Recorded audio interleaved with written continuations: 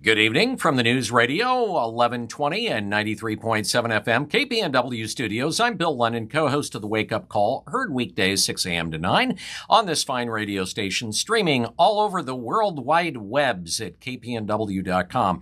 And tonight's news brought to you by Dr. Michael Bratland of Chris Dental, where if you need to see him today, he'll get you in today. All right, here's a look at the stuff. This look at the news.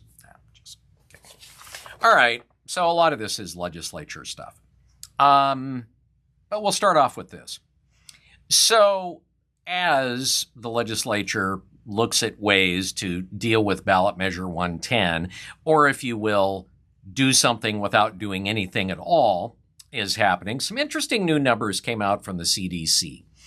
So Oregon had the highest percentage increase of deadly overdoses in the country from 2020 to 2023, according to the CDC. From September of 2021 to September of 2022, the CDC said that more than 1,200 people died from overdoses. In 2023, the number is more than 1,700.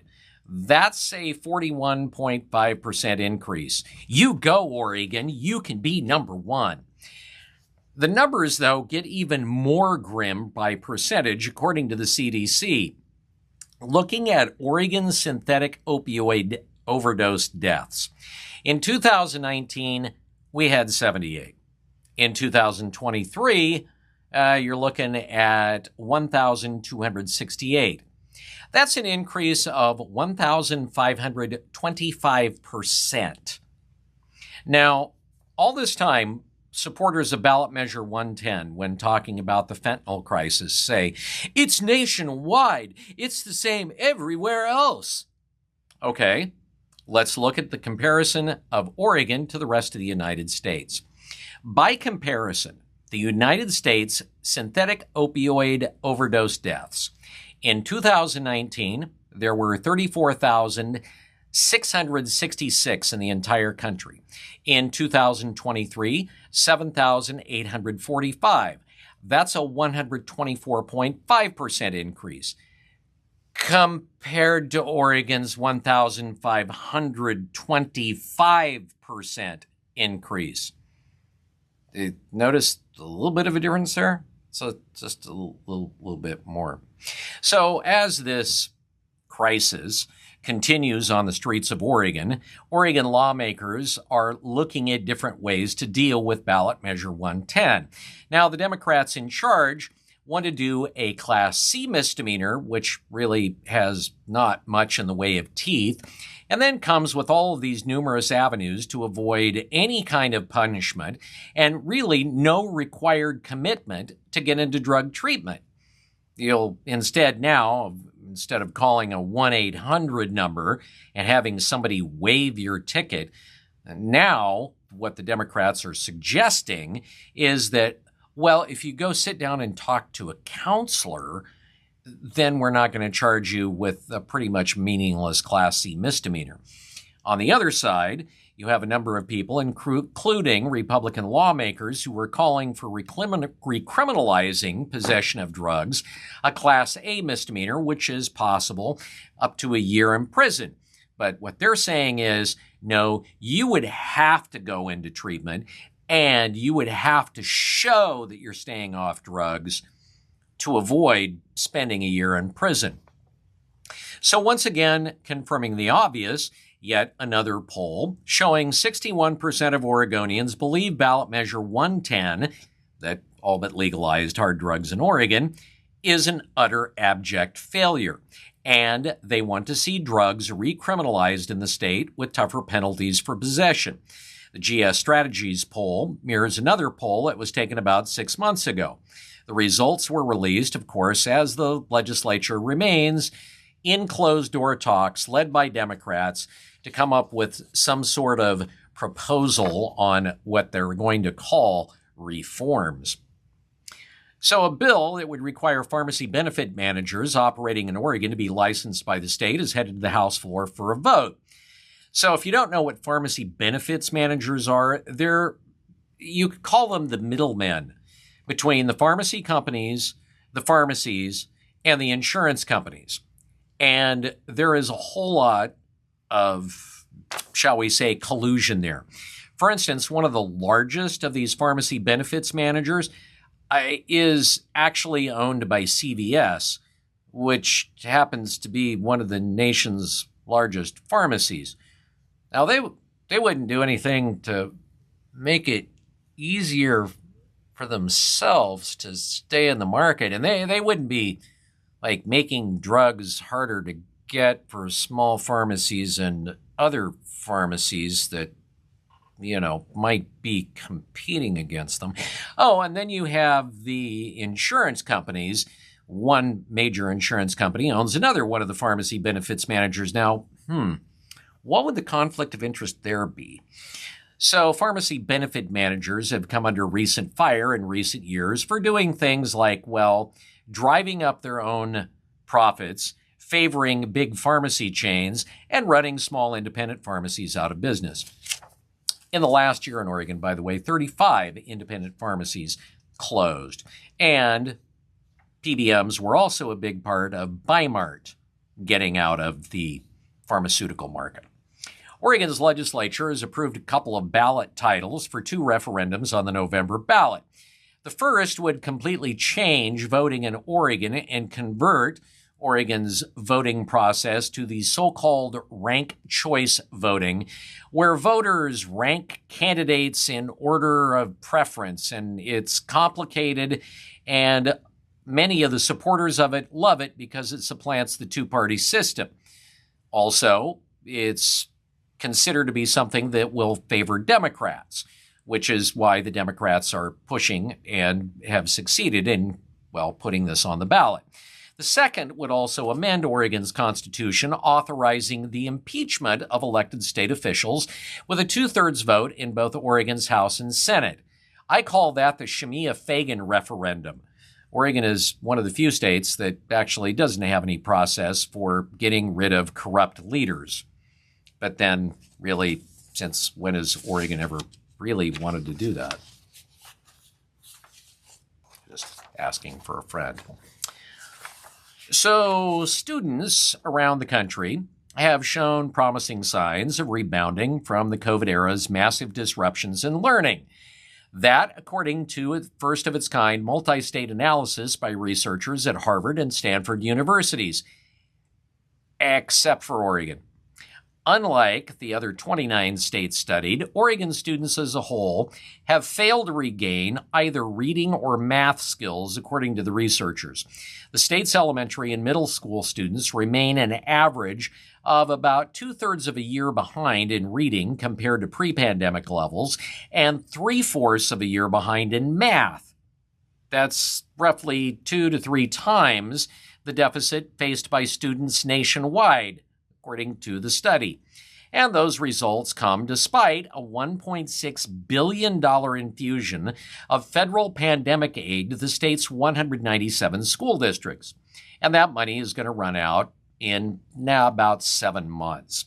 And most of Oregon's school districts have already spent most of it with, as we've just heard, nothing to show for it. The learning deficits are statewide, and that doesn't make any difference whether you're talking about, those poor rural backwards counties or nice rich school districts like, say, Portland and Salem. Districts almost had complete leeway to decide how to spend the federal funds. Now, it was assumed they would be spent on ways to get students caught up and to keep them caught up. Not in Oregon. Most of the districts spent the money simply to preserve staffers, despite enrollment drops, and they spent it on other things that have yet to translate into measurable learning rebounds. Like, for instance, in Medford, a big chunk of the money that they received for their school district actually went into, building new stuff. And that matters. Not just for students and their success in school, but more broadly for Oregon's economy and other broader measures of well-being. In other words, if you're ignorant and stupid and you can't read and you can't do math, you're probably not going to be a very good employee, and that's not good for the economy.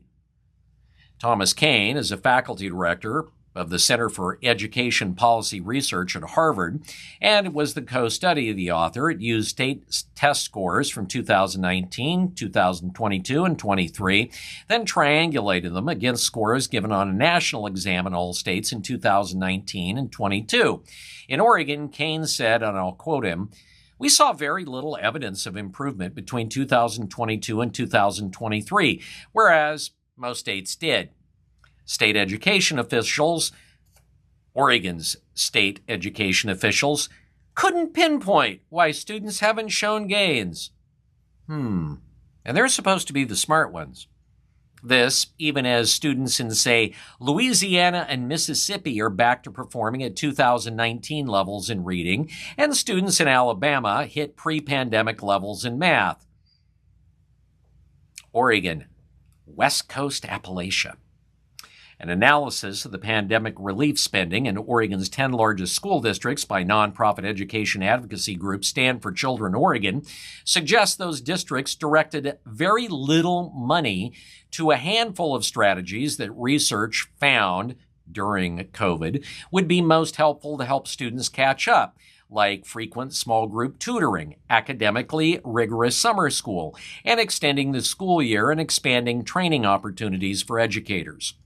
Okay, with that in mind, after agreeing to a massive teachers' raise in the Portland School District, essentially giving raises and salaries that the school district couldn't afford after a teacher strike, the Portland Public School Board is now asking voters to renew a $500 million a year levy to aid in paying 660 salaries. The ask comes at a time when enrollment has dropped 9.4% since 2020 and continues to decline faster than the rest of the state. So when asked why enrollment is declining in Portland, school board member Julia Brim Edwards said, "I think that's something we can definitely work on. We have communication with families." I'm assuming that was supposed to be some sort of answer. I think. It was a response. And finally, Oregon exports dropped by more than $6 billion, with a B, last year. That's an astonishing 20% plunge that wiped out 2 years of, fairly historic gains. Federal export data collected by the research organization Wiser Trade shows an especially steep fall, in particular in semiconductors. Now, that's Oregon's largest export, and a particular sector of the Oregon economy where not only the state, but also the feds are investing quite a bit of money in what they call CHIPS funding. So chip sales overseas fell by $5.7 billion, which accounts for just, almost nearly the entire drop in overseas sales. And it's also coinciding with a 5% drop in Oregon's semiconductor employment. So what happened was that the chip industry soared when the pandemic hit and people started snapping up computers to work from home in other industries, like appliance manufacturers and even automakers. They needed every computer chip they could find to meet stimulus-fueled demand for products. Then the stimulus payments dried up after the pandemic, and then rising inflation essentially, sapped all of the consumers' spending power.